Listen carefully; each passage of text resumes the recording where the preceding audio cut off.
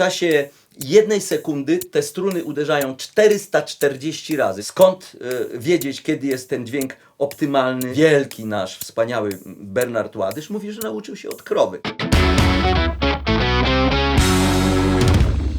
Głos się, początek sam jest w strunach głosowych.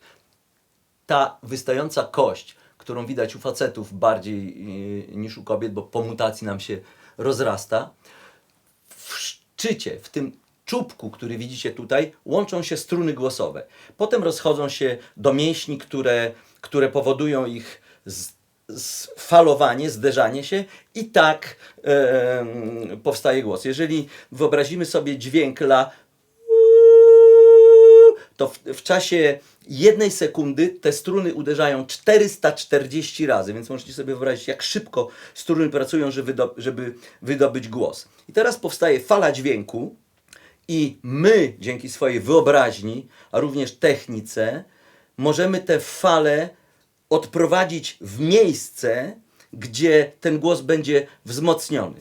Od strony takiej abstrakcyjnej, artystycznej, możemy sobie to, w zależności od tego, czy śpiewamy operę, czy śpiewamy rocka, czy śpiewamy bez mikrofonu, czy śpiewamy z mikrofonem, bo jeżeli śpiewamy bez mikrofonu, to musimy często głosem przebić się przez orkiestrę 120-osobową. Jeżeli śpiewamy na mikrofon, to tego problemu w ogóle nie mamy. I teraz, pod kątem czysto fizjologicznym, jeżeli opuścimy krtań do optymalnie najniższej pozycji, to ta fala, te drgania ze strun przechodzą na tchawicę, tchawica zaczyna wibrować i przenosi nam rezonans na kości, na jamę brzuszną. Jeżeli sobie wyobrazimy, że jesteśmy takim pudłem rezonansowym jak kontrabas, to cały ten kontrabas zaczyna wibrować i daje nam wielki dźwięk. Jeżeli śpiewamy na mikrofon, to nie ma takiego znaczenia sama moc, sam wolumen, ale ma znaczenie barwa, ma znaczenie charakter, nadanie cech indywidualnych, dzięki którym ten głos będzie rozpoznawalny i atrakcyjny. Więc to zależy bardzo od świadomości. Co to znaczy ten optymalny dźwięk? Optymalny dźwięk to jest taki, ja sobie to tak to wyobrażam, który z tego ciała i z każdego ciała, z waszego ciała, z każdego indywidualnie można wydobyć najpiękniejszy możliwy dźwięk, taki jak nam Bozia dała, albo niezależnie w co kto wierzy, w kształcie idealnym, taki perfekcyjny, że lepiej się nie da. I teraz to jest taka jakby subiektywna, ale obiektywna jednocześnie prawda o głosie. Nie da się tego oszukać. Wtedy, kiedy docieramy do tej prawdy, ona się komunikuje z widzem z serca do serca. To jest energia, która ma taki tunel przepływu, który się bardzo dobrze i czysto komunikuje z widzem. Skąd wiedzieć, kiedy jest ten dźwięk optymalny, kiedy nie? No, trzeba znaleźć mistrza, który będzie miał ucho, który będzie potrafił ocenić, powiedzieć, ten jest dobry dźwięk, albo to jest dobra droga do dotarcia do tego dźwięku.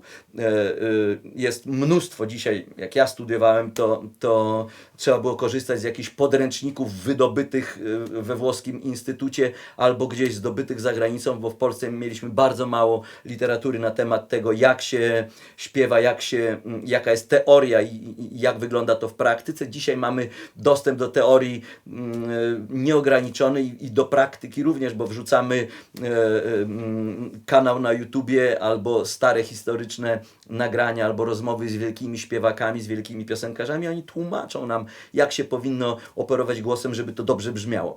Wielu śpiewaków, na przykład wielki nasz, wspaniały Bernard Ładysz mówi, że nauczył się od krowy. To nie są żarty, dlatego że jeden z największych pedagogów w historii, Arturo Melocchi, również powoływał się na optymalny dźwięk zwierząt. Więc jeżeli sobie wyobrazimy, że pies szczeka, że ma wow, wow, wow, wow, wow, wow, że wydobywa optymalny dźwięk w danym momencie, że lepszego i mocniejszego nie jest w stanie z siebie wydobyć, że ta krowa wspomniana robi więc możemy sobie wyobrazić jak ten głos brzmi, powołując się na rezonans, który jest fenomenalny, rezonans krowy. Możemy sobie wyobrazić, jak lew ryczy w sawannie, słychać go na 8 kilometrów, jak mobilizuje całe ciało, że jest takie, że cała klata mu rezonuje i jakby stwarza, co można podejrzeć, takie optymalne warunki w ciele, dzięki którym ten rezonans ma szansę wybrzmieć optymalnie w ciele. Na przykład tryl, barokowy tryl. Tak jak ja nauczyłem się trylować, nie wiem, czy ktoś mi to podpowiedział, czy miałem to z natury, ale swoim uczniom, a bardzo wiele lat mojej kariery spędziłem na śpiewaniu muzyki barokowej i częstym problemem jest tryl. Jak trylować? I właśnie tryl podpatrzyłem mechanizm u Indora. Indor umiem parodiować różne zwierzęta, więc indyk robi to tak. I teraz to.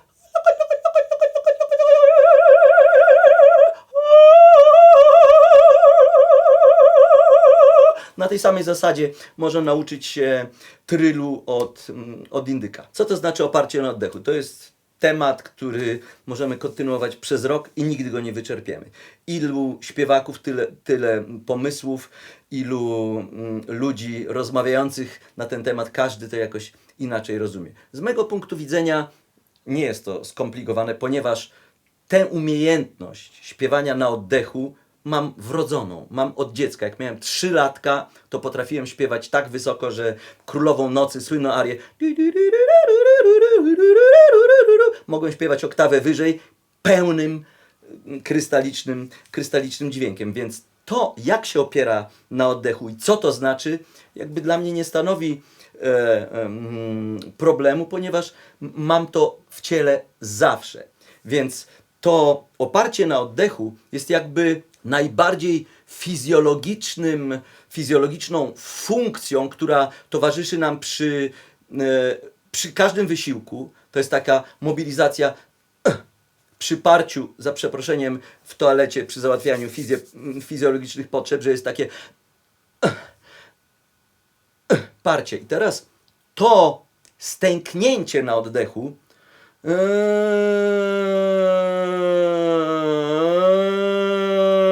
jest jakby podstawą fizjologiczną do tego, żeby śpiewać na oddechu. Jeżeli ja sobie wyobrażę, że wprawiam w rezonans ten optymalnie niski, połączony z moją przeponą i mam wyobrażenie, że ten rezonans odbywa się w jakiejś najniższej z możliwych stref, czyli na oddechu, na samej przeponie, to wtedy bardzo łatwo mi jest pójść do góry, że cały czas myślę o strefie rezonansu,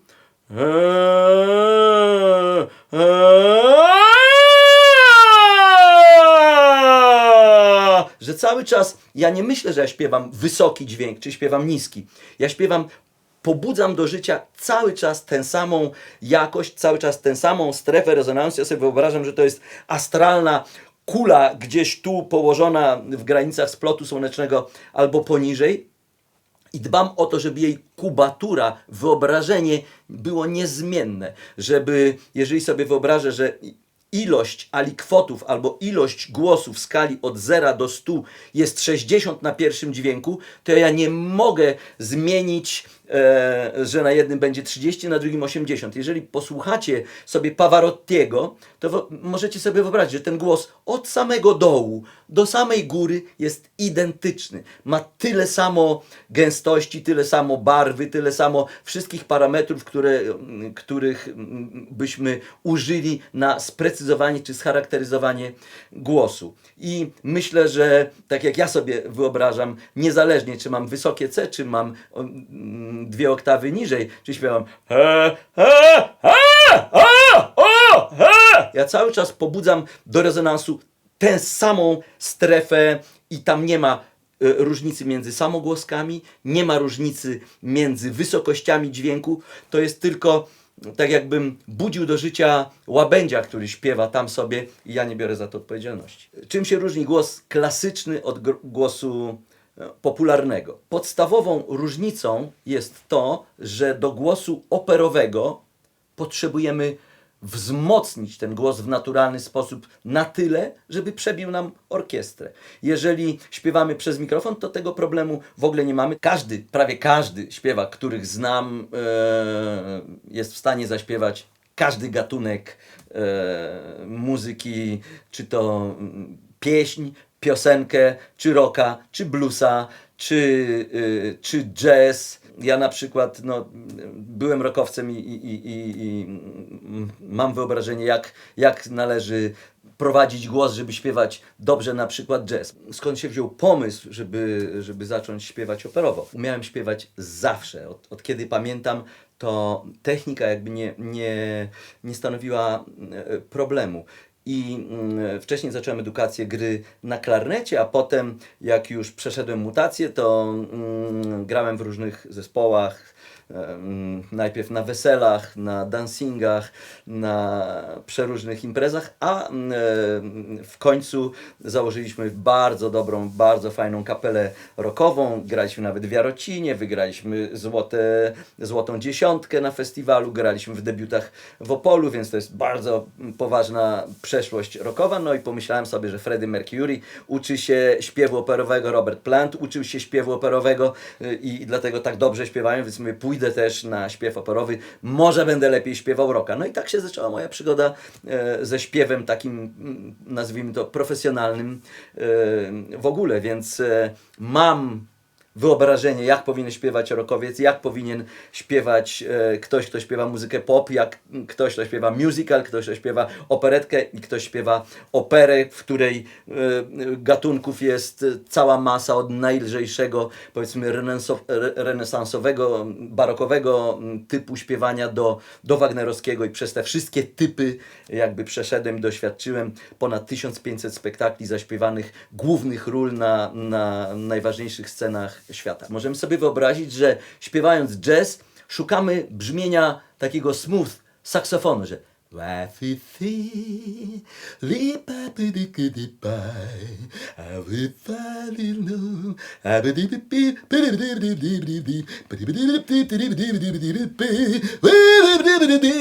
co innego jak śpiewamy na przykład musical One another love why another fight. Zupełnie inaczej używamy głosu, jak śpiewamy rocka.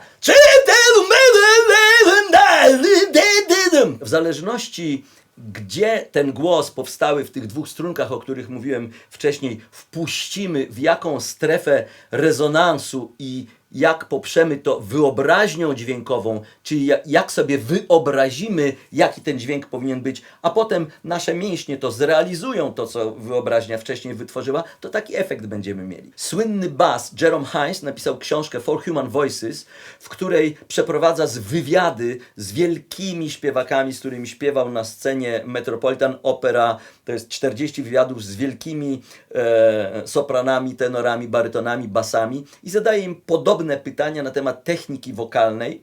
Obraca się cały czas w takiej światowej, historycznej elicie śpiewaków operowych, ale znamienitą sugestią i uwagą jego, techniczną do wszystkich adeptów albo do ludzi, którzy będą czytać tę książkę, jest to, że on mówi, wyobraźcie sobie nucenie na oddechu. Takie jak i wybitnym przykładem na to jest Bing Crosby, amerykański piosenkarz, który jego zdaniem był fenomenalnym przykładem śpiewania nucenia na oddechu. Mniej więcej można to sobie wyobrazić, że I'll be free with you tonight.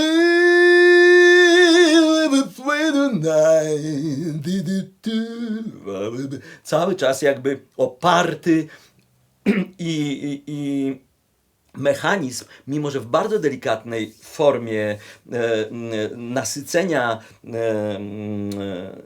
ciśnieniem funkcjonuje, ale jest idealnym przykładem śpiewania na oddechu. I wtedy jak mamy ten